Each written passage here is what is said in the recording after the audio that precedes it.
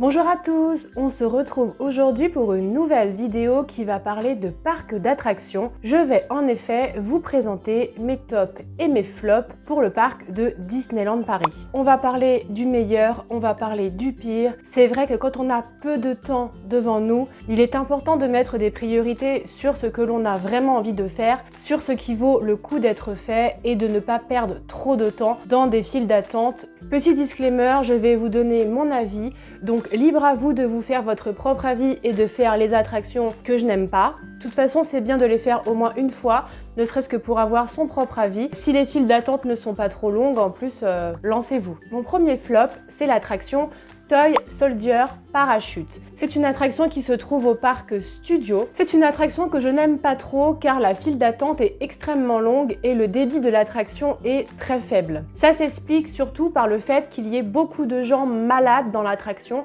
ou des gens qui font des malaises. Et je peux vous dire que je l'ai vu de mes propres yeux et en effet, c'est pas beau à voir. Donc ce qui se passe, c'est qu'en fait, les cast members vous installent sur les parachutes, ils lancent une première fois l'attraction, vous montez en l'air, l'attraction redescend et tous les gens qui sont malades, qui ont le vertige, peuvent descendre et l'attraction du coup se relance. Ce qui fait que l'on perd un temps énorme. Je déconseille fortement aux personnes qui ont le vertige de faire cette attraction parce que mine de rien, on monte haut. Mon deuxième flop, c'est l'attraction le carrousel de Lancelot. S'il y a beaucoup d'attentes, cette attraction ne vaut vraiment pas le coup. En fait, c'est un carrousel basique. Vous allez monter dedans et vous allez faire 3 fois le tour et l'attraction est finie. En fait, la file d'attente est souvent très longue car il y a beaucoup de temps d'installation. En effet, le cast member va vérifier que toutes les personnes à bord du carrousel ont bien leur ceinture, petits et grands, c'est obligatoire. Du coup, on perd du temps et au final, s'il y a beaucoup d'attentes, clairement, pour moi, cette attraction ne vaut pas le coup d'être faite. Mon troisième flop, c'est le Molly Brown Riverboat. Alors là, j'espère que les fans ne vont pas s'arracher les cheveux, mais oui, clairement, pour moi, c'est un flop. L'attraction consiste en fait à faire un tour d'un lac dans un gros bateau à vapeur. Le début du tour est plutôt sympa parce que vous avez vu sur Phantom Manor, vous avez vu sur Big Thunder Mountain, mais une fois que vous avez fait la première partie du tour en bateau, clairement, je trouve qu'il n'y a rien à voir. Je trouve que Disney aurait pu mettre beaucoup plus de thématisation, beaucoup plus de statues, beaucoup plus de choses à regarder, pourquoi pas des animaux, ou tout simplement des animatronics de cow-boys. Enfin bref, pour moi, ce tour en bateau, il manque de choses à regarder, tout simplement. Ce qui fait que le reste du tour, moi, clairement, je le trouve assez long. Donc, à faire une fois, c'est sympa. Mon quatrième flop, alors là, c'est pareil, les fans vont s'arracher les cheveux, c'est le Railroad. Alors, en fait, c'est un train à vapeur qui va faire le tour du parc principal. Donc, ça permet de découvrir le parc sous un nouveau jour. Ça permet aussi de se déplacer. Sauf que, il y a toujours énormément d'attentes à chaque station. Je vous explique pourquoi. Le cast member va s'arrêter à chaque station et il va embarquer un nombre de visiteurs, on va dire. Et moi, il m'est arrivé par exemple dans la file d'attente d'avoir 5 personnes devant moi et la file se coupe net juste devant moi alors qu'en fait, il y a encore des places assises dans le train. Je pense que pour réguler les visiteurs, ils ne peuvent pas embarquer trop de monde à chaque station et malheureusement, on perd un temps fou. On va dire que c'est un train pour faire le tour du parc, il faut vraiment le prendre comme une attraction pure et non pas comme un moyen de transport rapide et efficace, comme par exemple il peut y avoir à Europa Park, où clairement là le monorail est vraiment efficace et clairement c'est un moyen de transport. Là il faut vraiment le prendre comme une attraction à part entière et ne vous dites pas que c'est parce que le train arrive à votre station que vous allez forcément embarquer.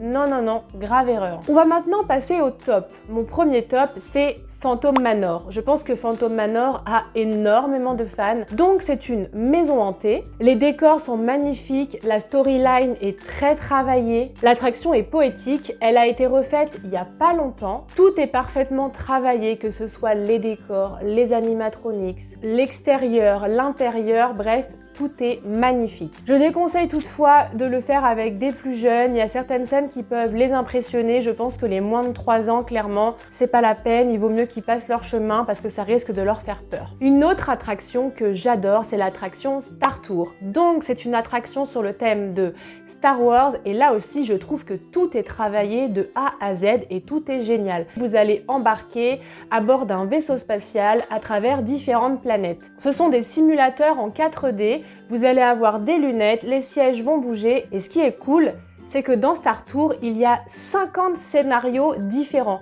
Ce qui fait que vous pouvez très bien faire l'attraction plusieurs fois de suite, vous n'aurez jamais la même chose. Là aussi, la file d'attente est carrément trop belle. Donc on va dire que même s'il y a 1 heure d'attente, vous ne vous ennuierez pas. Il y a beaucoup de choses à regarder autour de vous. C'est une attraction qui est familiale, donc elle plaira aux petits comme aux grands. Un autre top, un indispensable pour moi, c'est Pirates des Caraïbes. Vous allez embarquer à bord de bateaux et vous allez traverser différents décors qui ont pour thème les pirates. Et les décors et les animatronics sont magnifiques. Pareil, l'attraction a été refaite il n'y a pas longtemps, donc clairement, tout est vraiment parfait. Il y a de l'action, il y a de la poésie, il y a de l'humour, il y a Jack Sparrow. Non, vraiment, cette attraction, pour moi, c'est un indispensable. En plus, c'est une petite balade qui est agréable.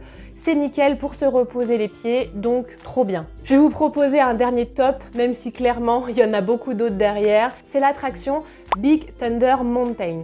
Donc là, vous allez monter à bord d'un train et vous allez traverser des décors style western à toute vitesse. Il y a des sensations, il y a un joli décor, il y a une jolie mise en scène. Non, franchement, trop bien. Pour éviter la file d'attente qui là par contre est interminable et pleine de zigzags, je vous conseille de prendre un fast-pass. Allez, un dernier petit coup de cœur rapide, c'est l'attraction Ratatouille. Donc là, vous allez monter à bord de petits véhicules qui ressemblent à des rats et c'est un parcours scénique où vous allez avoir la taille d'un rat, tout simplement. Vous avez un mélange de 3D, un mélange de décors réels, vous allez avoir des odeurs, de la chaleur, du froid. C'est vraiment une attraction familiale qui est sympa.